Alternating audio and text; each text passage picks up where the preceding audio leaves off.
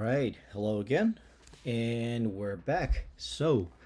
We're gonna continue on why Docker matters, and let's get going. So AI apps depend on many frameworks like PyTorch, TensorFlow, transformers. You guys been seeing my environment that I've been sharing, right? So all these different components, different Python, modules and stuff. So what happens is that managing them manually is really messy. And Docker just simplifies the whole thing. So one container, one environment.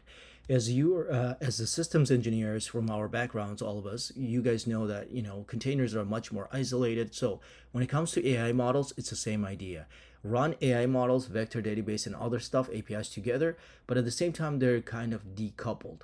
So the best part about the Docker, guys, as we used to do, as we did with the other containerized apps, it makes it for us much more easier to kind of isolate the AI models in a separate container. So when we're working with the containers, with the AI space, the AI agents, we want to stick to decoupling, and this just makes it much more easier.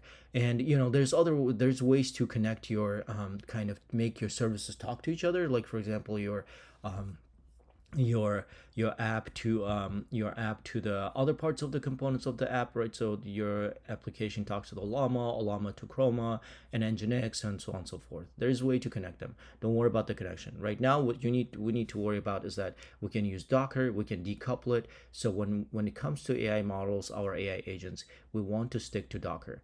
Example, your entire RAG system, FastAPI, Ollama, Chroma can live in one Docker Compose file. So the best part about the Docker Compose file is like it's just we have like multiple services, and we're just putting them inside the Docker Compose, and we're just deploying them really quick. Consistency, reliability when training or deploying ML models. So the best part about this is that once you start working with a Docker Compose, guys, you will see it. It's really easy and it's so beautiful. It just helps me. The most of my agents that I've been sharing with you guys, financial advisor, and also um, the the pneumonia detection AI agent, those actually I've done it through the Docker Compose.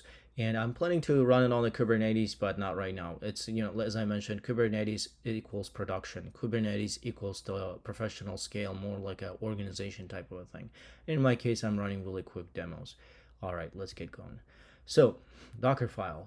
So the Docker file, you guys remember, it's just this file here, and it has different pieces. One thing I wanted to make sure that mention here in this case is that we want to ensure that we build responsible AI agents, which means is that we want to make sure that we follow the best practices when it comes to building the Docker files. We want to make sure we use the lightweight images so that it doesn't overload so that our images don't get overloaded and we have like many layers. So it just makes it easier to use specific base images, and then go from there.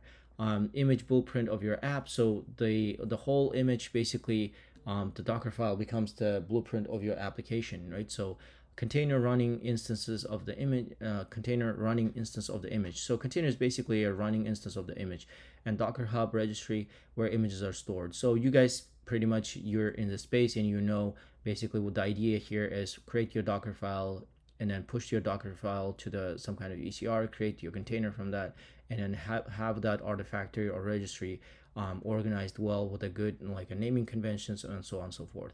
So one command, so for example in this case, Docker file to image, image to container runs your app, Docker build and Docker run, and then one command spin up your entire LLM or API system. So in this case, we're talking about the LLMs, right? The large language models. So imagine like with the really quick buttons, you can just scale up and just test your LLM, your AI agent really quick.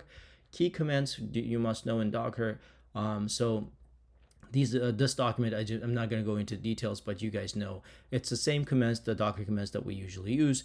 And for example, if I come in here, I'm going to type in Docker images. You can see all of my images and some of the images that I've worked before right here. And then, for example, another thing I can do is Docker PS. This shows me the running containers. So the current containers that I mentioned about the project number 3, you can see Ollama here. So we're going to do a really cool stuff. This basically uses This uses the vector database, and I'm going to come back to that in project number when I do the video for project number 3. So Docker PS, Docker images, the other ones you guys know. So build the image, run the container, logs. Logs are very efficient. I've found that the Docker logs you're going to use a lot of times when you're working with the LLMs. That's because you have to troubleshoot and see what's going on, what errors you're getting. Docker exec, this you go inside the container and try to see why, for example, Ollama is not working. So for example, instead of doing Docker logs in here, I can do Docker logs in here as well. Like for example, I can do Docker logs and then just grab the container ID here and just put that in here. Right there, my logs in the terminal, old fashioned, really cool. Or I can just go into Ollama right here and just go into logs and then just see my requests, right? So the Ollama is running pretty good. All right, let's go back to the vector database, Chroma. Let's check out vector database is working fine, Chroma.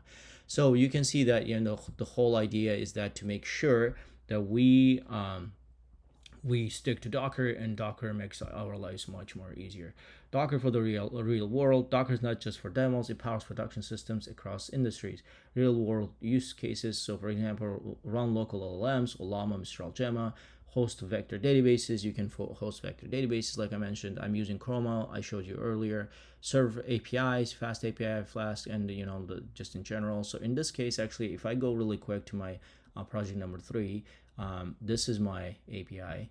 This is my Ollama, serving the model, AI model, and then Chroma, vector database, and then this is part of the observability, Prometheus and Grafana. So connect to observability, like Grafana and Prometheus, deploy anywhere. AWS, you can basically take Docker stuff and deploy it anywhere you want. Docker is the backbone of modern AI development. It's very true. It makes it building, testing, and scaling intelligent systems faster and more reliable.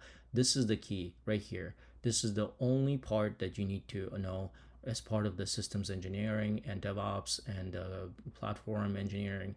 Why do you need Docker? Docker just makes everything really quick, and you want to the moving in a quicker is that's what we need to move quicker, but at the same time take into consideration security. Again, make sure follow the best practices in security. In the next video, we're going to talk about the Docker Compose. I don't want to take too much time. But yeah, so Docker is the backbone of modern AI development. Stick to Docker. Docker is very simple, quick, and makes it much more, gives us much more kind of like a fast move when it comes to the development of working with the AI agents. It makes building, testing, and scaling intelligent systems faster and more reliable. Thank you. I'll see you in the next video.